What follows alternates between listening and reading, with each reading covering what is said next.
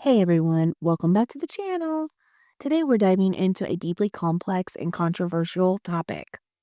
Now, please note that I do have to censor my words as if we were watching on the TikTok because unfortunately my platform is blocking my content from being pushed even with paid advertisement due to certain words. So if you hear me say shaboose, it's for ABUSC, things like that. Now let's get to the subject. Today we're focusing on Frazzle Drip and Pizzagate. Two conspiracy theories that have garnered significant attention, especially in light of recent revelations from the Epstein files. Are these mere fabrications, or do they hold a kernel of truth? Let's explore. What is Frazzle Drip? This term emerged from the depths of social media and conspiracy forums. Now, I'm probably going to get this name wrong, but let's try it.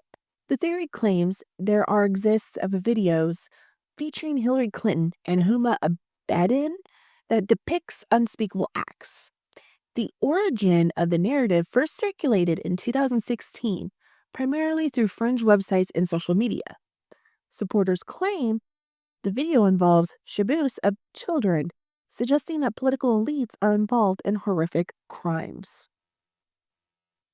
Despite explosive claims, credible evidence supporting the existence of this video is virtually non-existent. The FBI has not corroborated these claims in attempts to trace the origins of the theory, leading back to unreliable sources. However, there is rumors, like all over Reddit when this went down, where web sleuths were posting about how FBI agents were being unalived by taking themselves out or being set up for unaliving because they threatened to release these videos and expose what was going on. And the next thing you know, they're dropping like flies. Now, this sounds familiar because when you think about it, you think about Whitney Houston, Michael Jackson, Aaron Carter, Heath Ledger, and there's many more famous people out there that dropped like flies and were set up to be unalived in pretty close to the same manner, because they had a secret that they were willing to tell. What's wrong, Michael? I don't know if I should tell you, but I don't know who may be listening. There may be a group of people that want to get rid of me.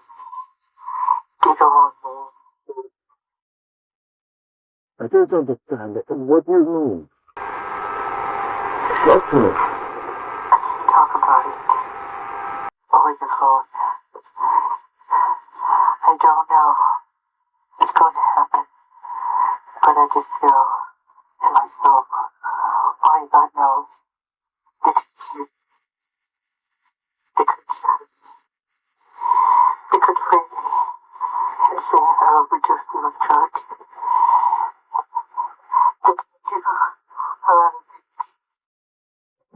things. Who could do this? It's not the government. It's more than the government. But I don't know what to do. I don't care. They can't kill me. I don't even care my life anymore. I just want my children to be okay. My baby goes. I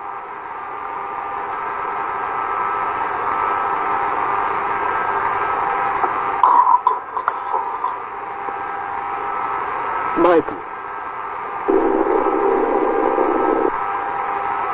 I gotta go.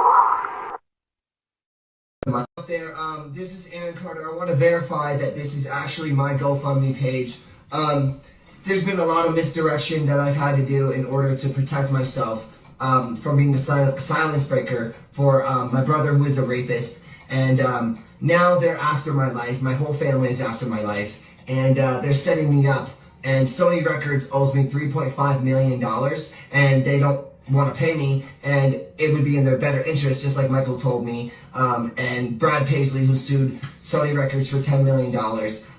They owe me money, and they're trying to kill me off. And I'm begging you and I'm pleading you, help me raise $100,000 as soon as I can so I can move to an undisclosed location where I am safe. My realtor won't sell my house. They're all involved in this and they're trying to keep me there. They had cops come and check for a rope in my garage saying I wanted to hang myself. So please trust what I'm saying and please donate the money.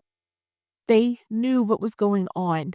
And when they were going to expose it, they were telling people online, in voicemails, wherever they could, I'm not an unaliver. I'm not going to hurt myself.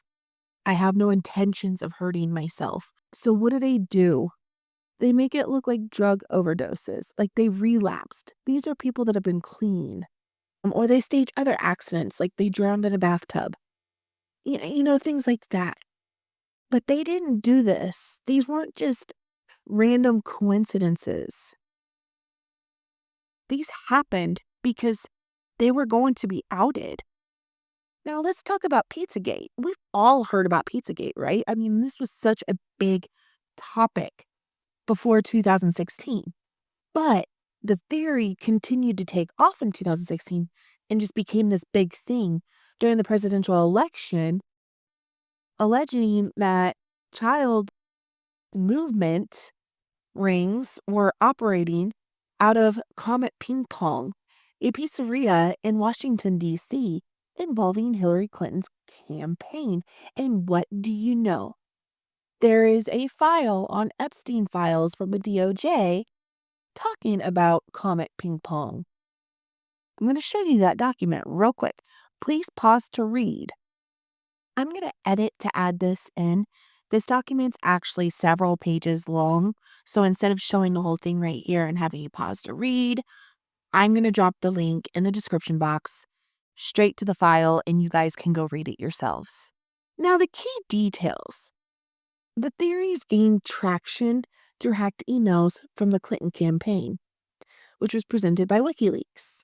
Were these hacked emails or were these just merely released? Proponents interpreted coded language in the emails to support their fantastical claims. This culminated in a harrowing event in December of 2016 when a man entered the pizzeria armed, believing he was saving children. Thankfully, no one was hurt, but this instance highlights the tangible dangers of spreading unfounded conspiracy theories.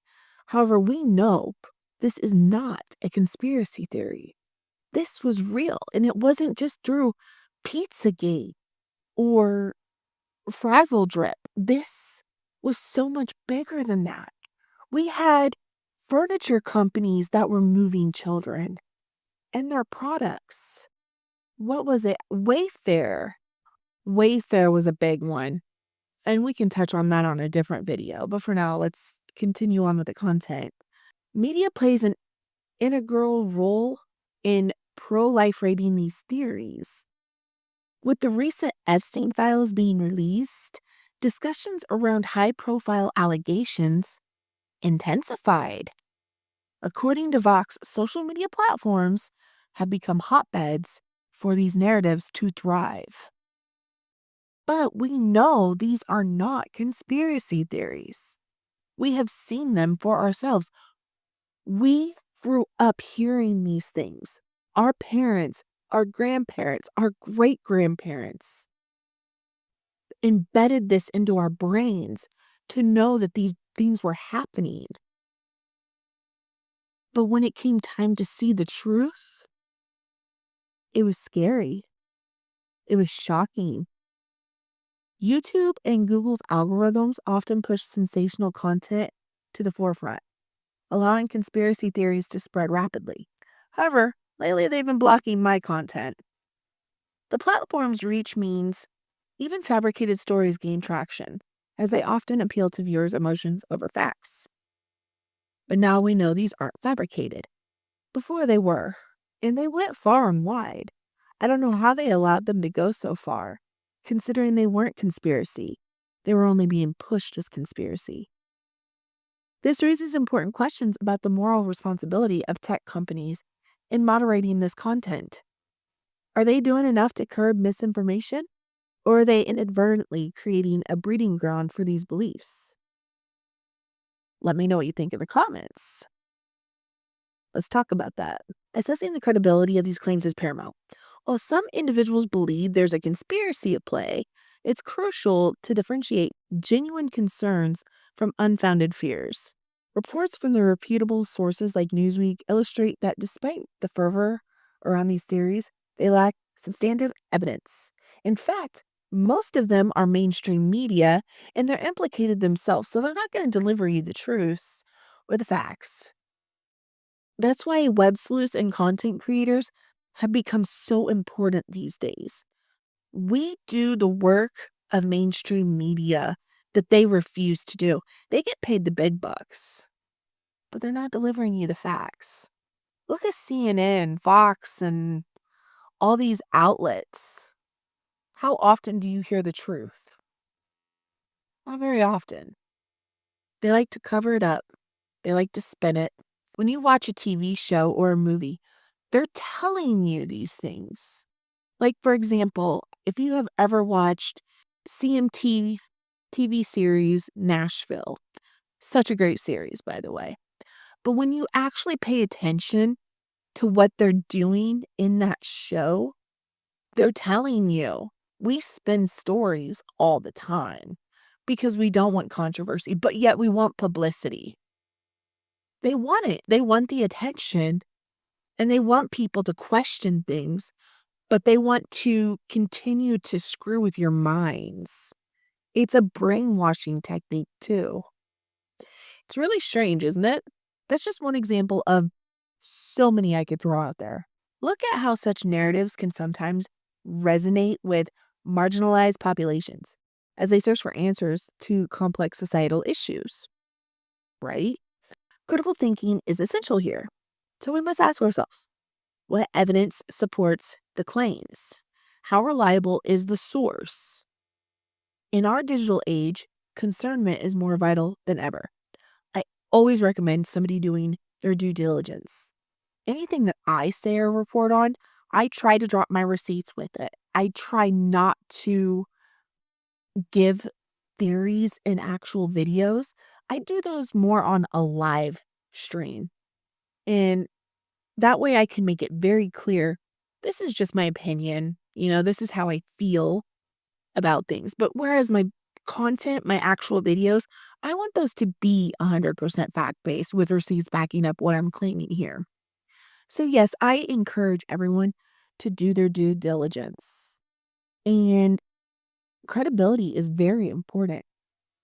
Evidence to support is very important. Don't trust what mainstream media or a content creator is feeding you. Even if they're showing you the proof, go and look it up yourself, please. That way you know it wasn't fabricated, or if it was, you can debunk it right then and there. You can say, this was fabricated. That way you can draw your own conclusions. Never follow the herd blindly, please. I have been in another community before where this was a big thing. People were constantly blindly following the herd, and they ended up being cultists. Don't do that to yourselves, please. As a content creator, I am encouraging you, do not blindly follow me or any other creator. Do your research, do your due diligence, please. Follow your instincts. In conclusion, stories surrounding Frazzledrip and Pizzagate challenge us to confront uncomfortable realities about power, corruption, and our information landscape, such as the Illuminati. The Illuminati was such a big topic, and I want to get into that in another video. While the Epstein files may have turned a new page for many, it's essential to remain skeptical and discerning. So what do you think? Are these theories legitimate, or do they fall into the realm of unfounded conspiracy? I'd love to hear your thoughts in the comment section, please. I will engage with you. If you found this video insightful, please give it a thumbs up, subscribe to the channel, and for more content like this, hit that notification bell to stay updated. Thanks for watching, and let's keep the conversation going. Have a great day, guys.